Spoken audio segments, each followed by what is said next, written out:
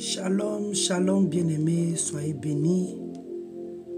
Soyez bénis et que la grâce du Seigneur Jésus-Christ de Nazareth demeure sur vous.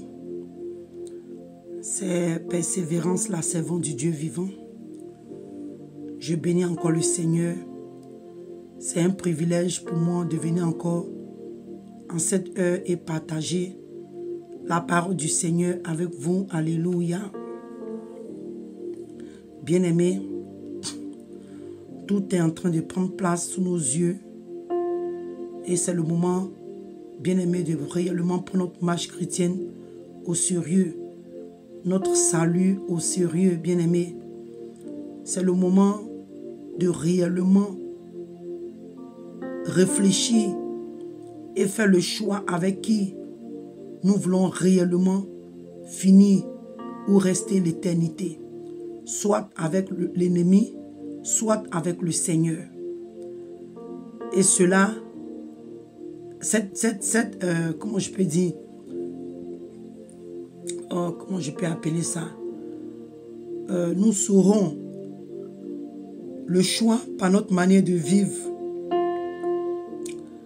notre manière de marcher, en fait notre finalité. La fin de notre existence va déterminer le choix que toi et moi, on aurait fait. Alléluia. Oh Seigneur, Saint-Esprit, je remets ce moment entre tes mains. Agis, Esprit de Dieu, dirige toutes choses. Seigneur Jésus, donne gloire en ton nom. Que tes paroles dans ma bouche soient du feu, afin de consumer tout ce qui est bon en nous. Seigneur, donne gloire en ton nom. Sois béni, sois élevé à jamais. Seigneur, viens et règne dans nos vies. Règne dans tout ce que nous faisons, Seigneur. C'est en ton Saint nom, Jésus-Christ de Nazareth, que j'ai encore prié. Amen. Alléluia. Bien-aimés, je viens en cette heure partager une parole du Seigneur avec vous. Dans le livre de Matthieu 26, 36 à 41. Alléluia. Il dit là-dessus, Jésus alla avec eux. Dans un lieu appelé Gethsémani, il dit aux disciples, asseyez-vous ici, pendant que je m'éloignerai pour prier. Il prit avec lui Pierre et les fils de Zébédée, les deux fils de Zébédée, et il commença à éprouver de la tristesse et des angoisses. Il leur dit alors, mon âme est triste jusqu'à la mort. Restez ici et veillez avec moi. Puis ayant fait quelque part en avant, il se jeta sur sa face et pria ainsi, mon Père, s'il est possible que cette coupe s'éloigne de moi. Toutefois, non pas ce que je veux, mais ce que tu veux. Et il vint vers les disciples qu'il trouva endormis. Et il dit à Pierre, vous n'avez même pas pu veiller une heure avec moi. Verset 41, il dit, veillez et priez afin que vous ne tombiez pas dans la tentation. L'esprit est bien disposé, mais la chair est faible. Alléluia. Et bien-aimés, alléluia, je viens pour nous encourager, pour nous exhorter à travers ce passage. Ici, on nous parle des sentiments que le Seigneur éprouvait jusqu'à la dernière heure avant d'être arrêté et crucifié. Et bien aimé, j'aimerais, comment je peux dire, prendre ce moment-là, ce passage-là, pour ouvrir un peu tes yeux, toi et moi, bien aimé, nos yeux sur quelque chose, où je veux réellement m'appuyer. La parole de Dieu nous dit que, à partir du verset 40, et il vint près il vient vers les disciples qu'il trouva endormis. Et il dit à Pierre, vous n'avez donc pas pu veiller 1 heure avec moi. Bien-aimé, qu'est-ce que le Seigneur t'a donné de faire? Qu'est-ce que le Seigneur t'a donné? Quel est l'appel que le Seigneur a mis sur ta vie?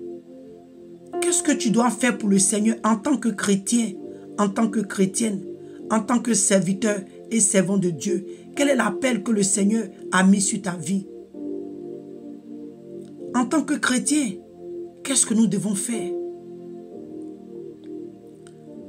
La parole de Dieu nous dit que il a dit, il vient vers les disciples qu'il trouva endormis, bien-aimés. Le Seigneur, en partant, il dit, je ne vais pas vous laisser seul. Il dit, mais je vais au Père.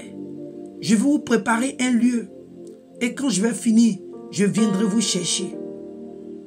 Afin que vous soyez là où moi je suis. Le Seigneur qui vit dans les cieux viendra bientôt chercher son église. Bien-aimé. Et avant que le Seigneur n'arrive, quelque part dans sa parole, il a dit de nous occuper. C'est qu'en attendant que nous sommes en train de traverser notre salut avec crainte et tremblement, bien-aimé, nous devons aussi en même temps faire les choses du Seigneur, l'œuvre de Dieu. Bien-aimé, le Seigneur dit qu'il va nous préparer une place. En attendant qu'il prépare cette place, comment est-ce que tu vis ta vie? Comment est-ce que tu te prépares? Comment est-ce que tu te prépares? Il dit que vous n'avez pas pu veiller 1 heure avec mon bien-aimé. Le Seigneur, en ce moment, est sur le point d'arriver. Beaucoup de chrétiens sont impatients, ils sont découragés à cause des persécutions, à cause de l'humiliation, à cause de la pauvreté, à cause de la misère, à cause des difficultés, bien-aimées. La foi de beaucoup de chrétiens est éprouvée. La foi de beaucoup de chrétiens est éprouvée.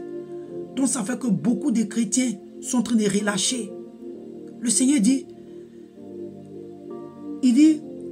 la Bible dit qu'il vient vers ses disciples qu'il trouva endormis.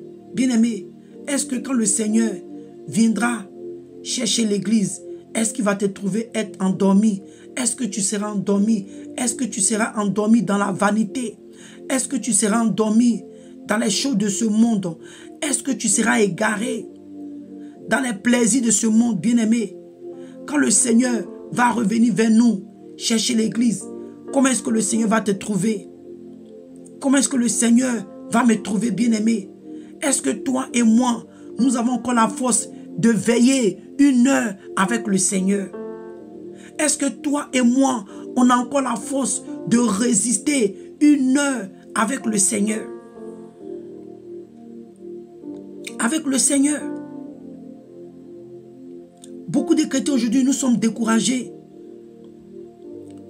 Il y a d'autres qui ont pensé que, oh, dès qu'il vient au Seigneur, elle va se marier, elle va voyager, son commerce va marcher parce que l'évangile qu'elle a reçu, l'évangile qu'il a reçu, c'était l'évangile de prospérité. On lui a dit, tu veux te marier, viens à Jésus. Tu veux voyager, viens à Jésus. Tu veux enfanter, viens à Jésus. Tu veux être riche, viens à Jésus.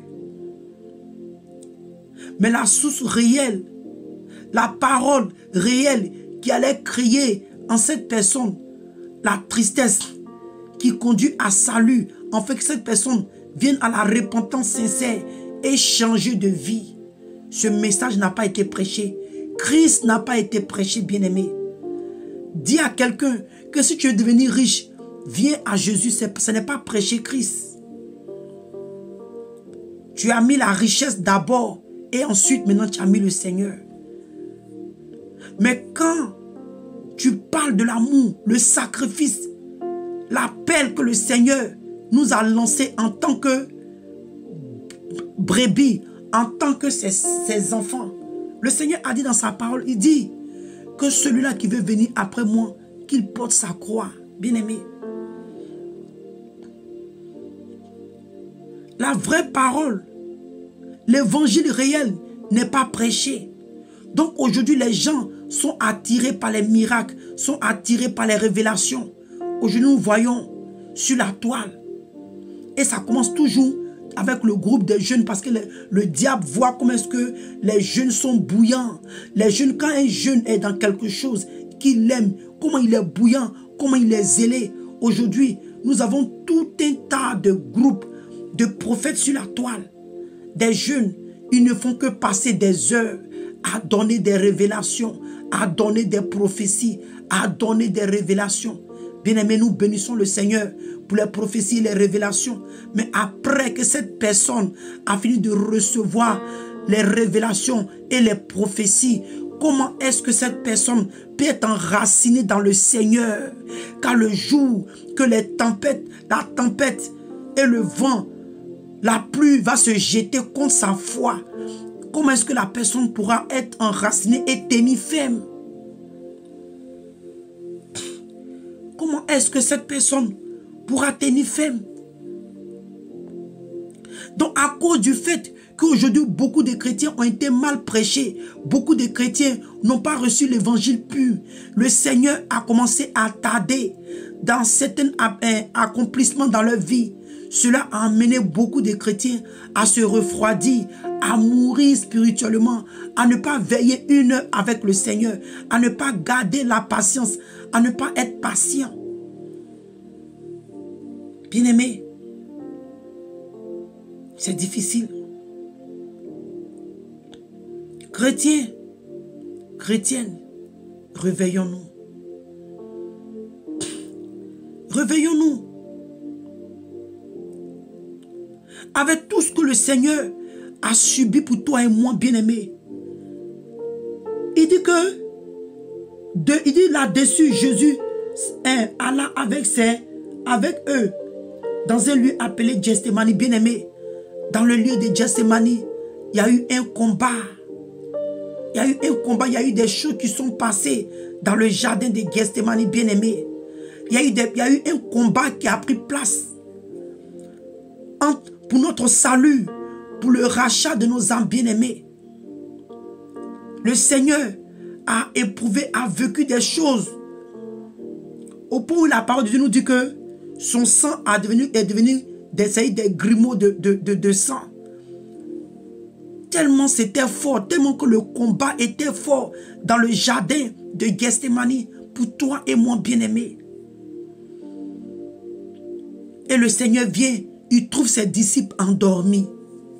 Bien-aimés, avec tout avec le prix que le Seigneur a payé pour toi et moi, avec la souffrance, l'humiliation, il a été flagellé. Si tu veux comprendre en bon thème, le jargon ivoirien, comme on peut le dire, le Seigneur a été bastonné. Il a été bastonné sérieusement pour toi et moi, bien-aimés.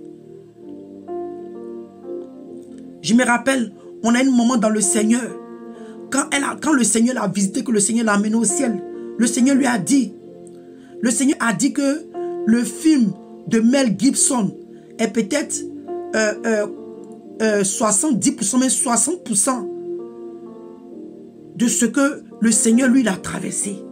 C'est même pas même 100%, hein. Mais c'était 80%. Parce que ce film-là, quand tu regardes, ça fait peur. Dans le sens où, comment est-ce que le Seigneur était battu. Et quand ils prennent cette ceinture-là, avec des pointes, quand ils l'ont chicoté sur le côté, sa chair s'est arrachée. Et le Seigneur lui a dit que ce n'est même pas totalement de la souffrance que lui, Jésus-Christ de Nazareth, a subi. Et que, en tout cas, vraiment, Mel Gibson s'est vraiment débrouillé. Mais ce n'est pas la totalité de sa souffrance. Bien-aimé, à cause du prix que le Seigneur Jésus a payé pour toi et moi, est-ce que nous avons la force de veiller une heure avec lui?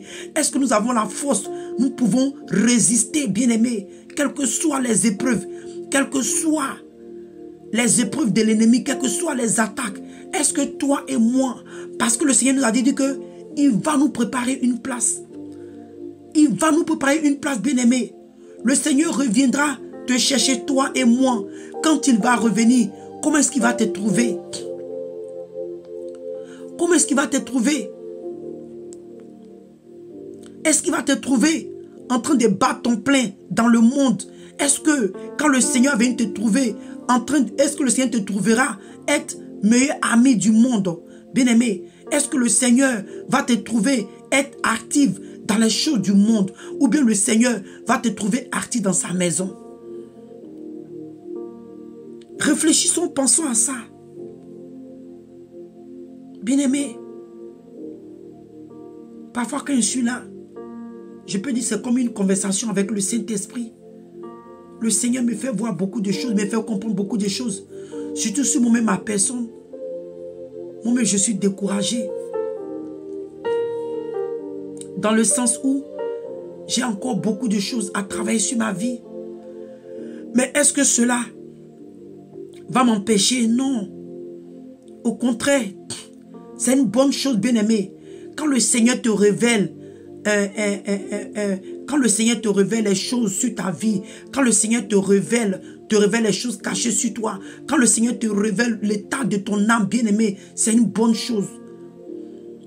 Mais beaucoup de chrétiens, par l'orgueil, nous refusons ces choses.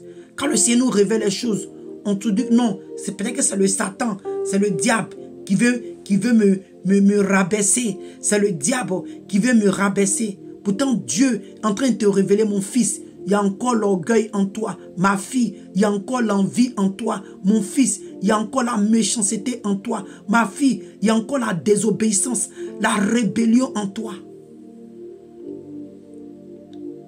Vous voyez?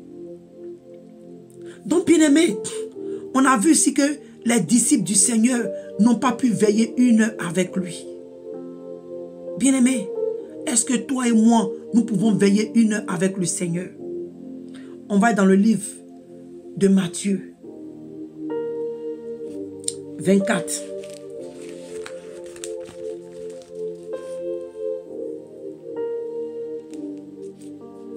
Est-ce que le Seigneur, toi et moi bien-aimé, nous pouvons encore veiller une heure avec le Seigneur?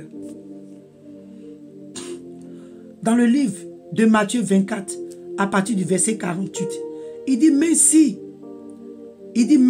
si c'est un méchant serviteur qui dit en lui-même, mon maître tarde à venir, s'il se met à battre ses compagnons, s'il mange et boit avec les ivrognes, le maître de ce serviteur viendra le jour où il ne s'y attend pas et à l'heure qu'il ne connaît pas. Vous voyez? Parce que quand le Seigneur a laissé les disciples, ils n'ont pas prié. Ils se sont endormis. Ils étaient, quelque part dans notre version, dit que à cause, comment je peux dire, ils se sont endormis. Comment je peux même dire ça même? Comment j'ai oublié le passage là? Excusez-moi. Ça veut dire qu'à cause de tous ces événements qui sont en train de se passer, ils savaient que l'heure était arrivée pour le Seigneur d'être arrêté. Avec toute cette souffrance-là, les choses que le Seigneur est en train de traverser, ils étaient assoupis par ces choses-là. Donc, bien-aimé, toi et moi, est-ce que toi et moi, nous allons laisser les choses de ce monde, les épreuves, les choses de ce monde, c'est vrai, nous sommes des humains. Ces choses viendront sur notre chemin. Mais est-ce que cela doit déterminer notre salut? Non, bien-aimé. Parce que le Seigneur nous donnera la force de résister si nous allons dans sa présence pour lui demander. Pour lui demander. Voilà. Qu'ils étaient apaisantis par la tristesse.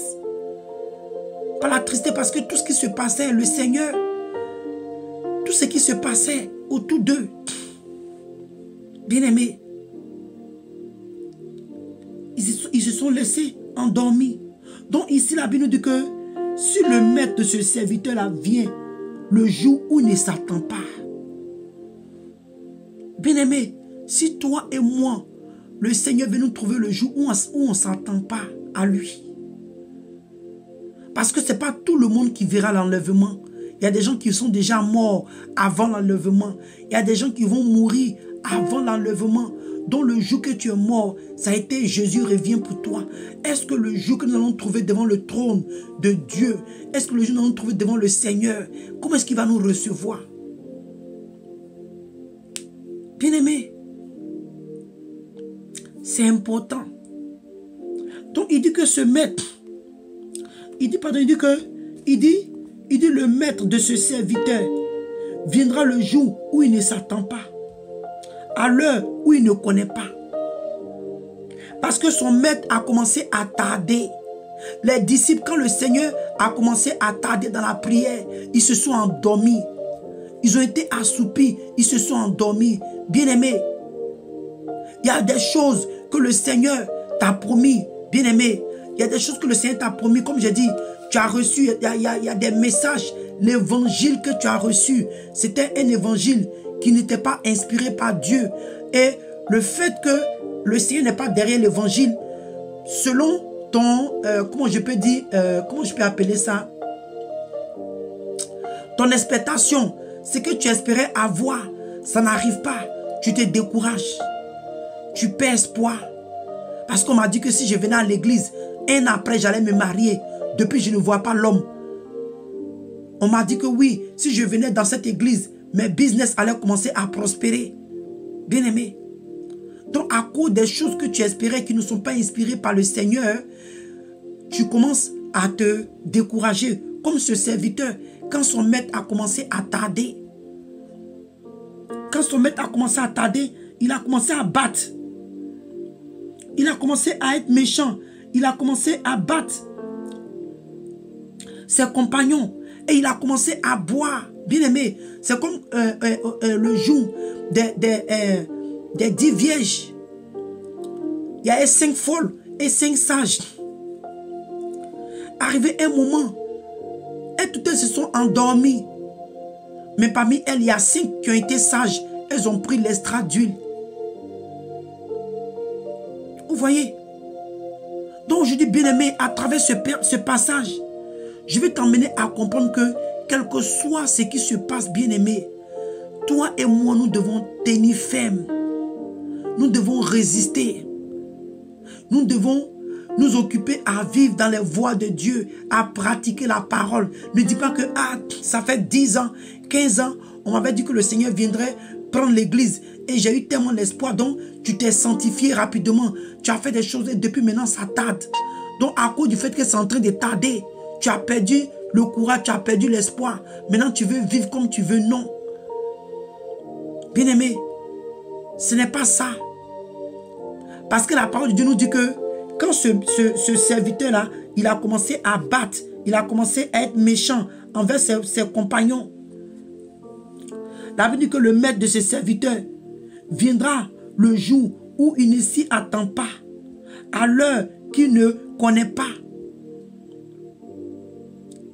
Si tu commences à te décourager, parce que depuis un moment, même si tu as reçu même l'évangile vrai, tu as été prêché pour de vrai, la parole de Dieu véritable, et que le Seigneur t'a fait des promesses, c'est venu par des révélations, des prophéties, il y a eu des signes. Le Seigneur dit qu'il va faire des choses dans ta vie, bien-aimé. Ce n'est pas seulement le matériel. Il y a des choses que le Seigneur t'a sans doute promis. Par exemple, une guérison. Ça peut être beaucoup de choses. Le Seigneur t'a promis quelque chose, bien-aimé. Le Seigneur t'a montré même des songes, des visions. Mon fils, ma fille, voilà ce que je vais faire pour toi. Et depuis un moment, ça tarde, bien-aimé. Et comme ça tarde, tu commences à te décourager. Tu commences à parler n'importe comment. Tu commences à vivre comme tu veux. Tu as tendance même à vouloir retourner encore dans le monde parce que tu penses que le diable a mieux à te proposer. Et quand tu vas faire ce choix, c'est là que tu vas avoir la surprise. C'est là que le Seigneur viendra, la mort viendra te surprendre. Qu'est-ce que tu vas dire? Je viens à travers ce passage, je viens à travers cette parole pour encourager quelqu'un de garder la foi. De garder la foi. Dans le livre d'Apocalypse, il dit que celui-là qui va rester fidèle, celui-là qui va garder la foi, qui va rester fidèle jusqu'à la fin, il sera couronné. Celui qui sera fidèle, bien-aimé, quelles que soient les épreuves, quelles que soient, bien-aimé, nous devons être fidèles, nous devons être patients, nous devons garder la foi afin d'obtenir notre couronne. Alléluia. Afin d'obtenir notre couronne. La Bible dit quoi? À partir du verset 51, il dit que il dit qu'il le mettra en pièces et lui donnera sa part avec les hypocrites. C'est là qu'il y a des pleurs et des grincements de dents. Il parle de l'enfer. Il parle de l'enfer. Oh bien-aimé, dans le livre de Jean, 1 Jean, on va lire ça rapidement.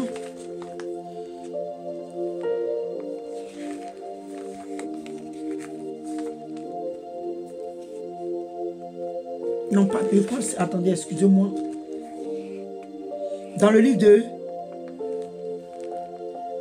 Excusez-moi, c'est dans le livre de 2 Pierre 3.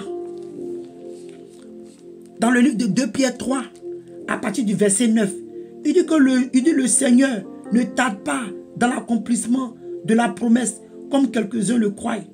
Mais il use de patience envers vous, ne voulant pas qu'aucun périsse, mais voulant que tous arrivent à la repentance. Le Seigneur, s'il est en train de tarder dans l'accomplissement de certaines paroles dans ta vie bien-aimée, c'est parce que le Seigneur voit que peut-être que le moment où tu n'es pas prête ou prêt à recevoir cette bénédiction.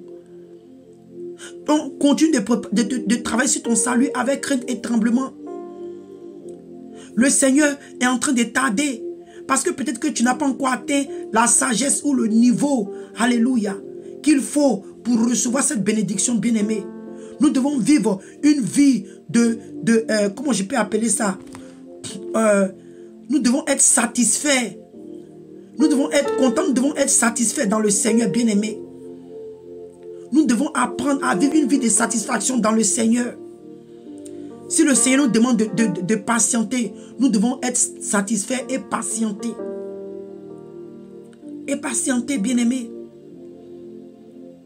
Donc il dit que si le Seigneur tarde dans son accomplissement, c'est pour que les gens arrivent à la repentance. Si depuis des temps tu as dit, oh le Seigneur arrive, et ça a amené beaucoup de personnes à se décourager. Oh le Seigneur va accomplir, le Seigneur va te donner tant, le Seigneur va le faire. Et effectivement, ces prophéties sont réelles. Et ça a commencé à tarder. Tu es découragé. Et comme j'ai dit, tu te dis que, oh, on a dit que le Seigneur vient pour chercher l'église d'enlèvement. Tu t'es sanctifié rapidement. Et ça fait 15 ans, 20 ans, tu es converti. Le Seigneur n'est pas encore en train de venir bien-aimé. N'oublie pas tes parents qui ne sont pas encore convertis. N'oublie pas tes enfants, ton mari, ta femme. Tes frères, tes soeurs qui ne sont pas encore convertis, le Seigneur est en train de tarder afin que tout ce monde-là soit sauvé avec toi.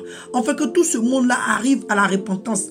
Afin que par tes prières, par tes intercessions, Dieu puisse toucher la vie de ces personnes-là pour qu'ils soient convertis dans le Seigneur. Alléluia. Alléluia. Alléluia, bien-aimé. Apprenons à tenir 1 heure avec le Seigneur.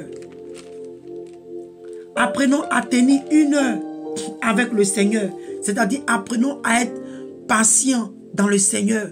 Apprenons à supporter dans le Seigneur. Apprenons à être patients dans le Seigneur bien-aimé. Alléluia. Dans le livre de Luc 12, à partir du verset 45. D'abord, je vais commencer à lire à partir du verset 43. Il dit, heureux ce serviteur que son maître à son arrivée trouvera faisant ainsi. D'abord, je lis à partir de 42 pour qu'on puisse comprendre.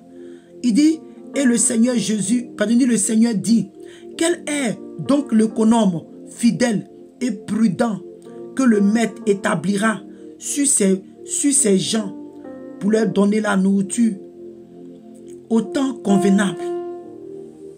Bien-aimé, Cela même aussi même s'implique aussi les parents. À nous que le Seigneur nous a confié ses enfants. Est-ce que nous donnons la nourriture convenable à nos enfants bien-aimés? Tu peux avoir un ministère, c'est facile pour toi.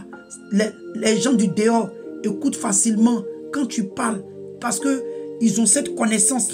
Mais souvent, nous les parents, nos enfants, ça prend réellement la grâce de Dieu.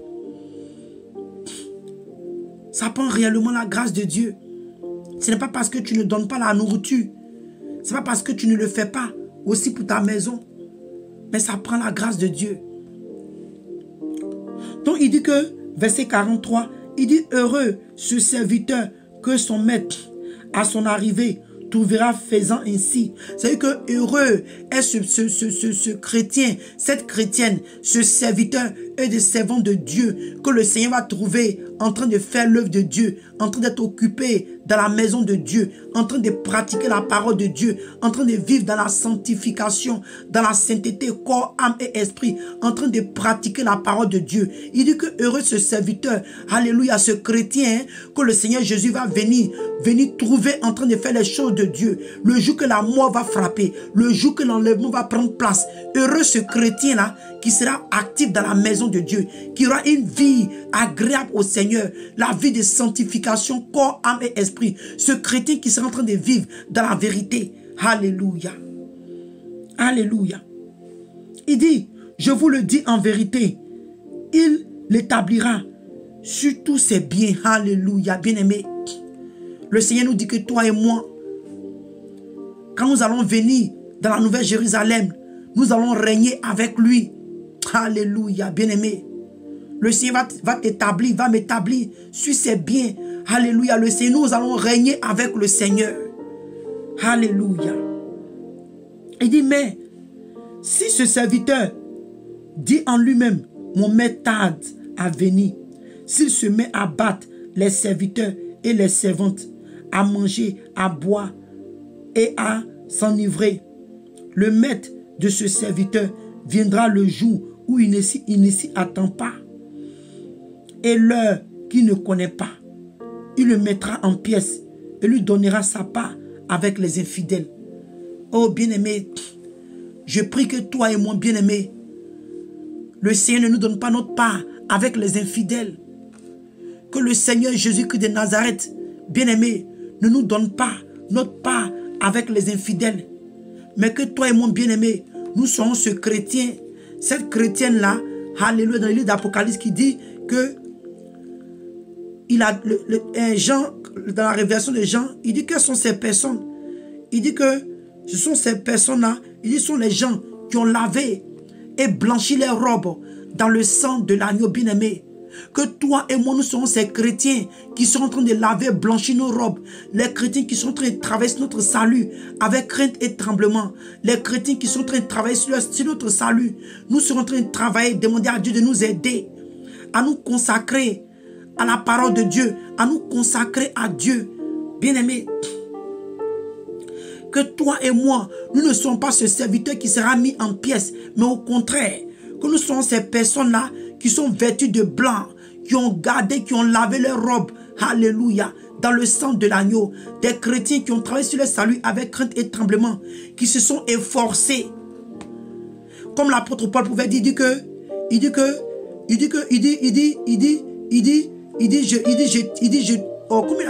je tiens ma chair assujettie, alléluia, à la parole de Dieu. Je traite mon corps durement et je le tiens assujetti à la parole de Dieu. Je tiens mes désirs soumis à la parole de Dieu. Je tiens ma volonté soumise à la volonté de Dieu. Alléluia. Parce qu'il dit qu'il ne veut pas finir de prêcher comme je suis en train de faire. Et puis à la fin des temps, il va être rejeté à la porte. Donc même le grand Paul savait qu'il pouvait perdre son salut. Il y a des gens qui disent qu'un chrétien ne peut pas perdre son salut. Le grand Paul qui a prêché, qui a enseigné, qui a manifesté les dons, qui vivait une vie de sainteté, pas possible. Mais jusqu'à la fin, il disait encore qu'il travaillait sur son salut avec crainte et tremblement. Il tenait son corps, sa chair assujettie à la volonté de Dieu. Bien-aimé, que Dieu nous trouve dans cette position de Paul. Que Dieu nous trouve dans cette position de Paul en train de tenir notre chair, assujettir notre volonté, nos désirs à la volonté de Dieu. Que nous sommes ces personnes que le Seigneur va trouver en train de veiller et prier. En train de veiller et prier car nous ne savons pas quand l'heure viendra. Que nous sommes ces personnes-là que le Seigneur va trouver en train de laver, blanchir nos vêtements. Alléluia. Notre marche chrétienne, notre vie chrétienne, de tenir nos pensées pures, nos idées pures, bien-aimés. Quand même nous tombons dans le péché, nous nous repentons aussitôt, bien-aimés. Quand nous pratiquons le mal, nous venons à la repentance aussitôt et de nous détourner de la méchanceté et marcher sur la justice. Alléluia. Marcher sur le chemin de la vérité. Bien-aimé, je t'encourage à veiller à une heure avec le Seigneur. Parce que nous sommes à la fin des temps. Les 1 heure sont sur le point de prendre fin. Nous devons tenir ferme jusqu'à la fin des temps, bien-aimés. Bientôt la fin arrive. J'encourage quelqu'un, j'encourage ma soeur, j'encourage mon frère. Lèvons-nous, bien-aimés, et tenons ferme. Ne laissons pas le sommeil, l'assoupissement, la lourdeur nous emporter. Car c'est les choses que le diable a lancées contre l'église. Une fois le Seigneur m'a dit, il dit, prie contre le refroidissement de l'église. La lourdeur, la paresse, l'assoupissement, la mort spirituelle, la faiblesse s'emparer du corps du Christ. Il y a beaucoup de chrétiens qui sont dans le sommeil spirituel, qui sont endormis, qui sont assoupis, qui sont alourdis, qui sont distraits par la vanité de ce monde, qui sont distraits par le luxe, les choses que le monde nous propose. Bien-aimé, sois encouragé, ma soeur. Sois encouragé, mon frère. Soyons encouragés. Car le salut est pour bientôt. L'avènement du Seigneur est pour bientôt, bien-aimé. Tu ne sais pas quand la mort va taper à ta porte. Tu ne sais pas quand l'enlèvement va prendre place. Bien-aimé, demandons au Seigneur de nous aider. Car la promesse que le Seigneur a pour nous, elle est grande et elle est merveilleuse. Le royaume des cieux est glorieux. Je n'ai jamais été. Mais quand tu entends les gens qui ont eu l'opportunité de visiter le ciel, même quand tu entends ce que la Bible dit sur le ciel, bien-aimé, c'est un lieu où il n'y a plus de souffrance, il n'y a plus de pleurs, il n'y a plus d'agonie, bien-aimé. Imagine-toi pour l'éternité, vivre dans la joie. Tu as la paix du cœur, tu as la joie, bien-aimé. Alléluia. Alléluia. Que le Seigneur nous donne la grâce d'expérimenter, de demeurer dans ce lieu. Que le Seigneur nous donne la grâce d'être prête. Bien-aimé, le Seigneur, je prie que toi et moi, toutefois que le Seigneur Jésus viendra chercher l'église ou que la mort viendra nous surprendre, que nous soyons prêtes, bien-aimés. Que nous soyons prêts, bien-aimés. Que tu sois prête, que je sois prête, quel que soit le temps ou le moment que le Seigneur aurait choisi pour nous rappeler à lui, bien-aimé. Que nous soyons prêtes.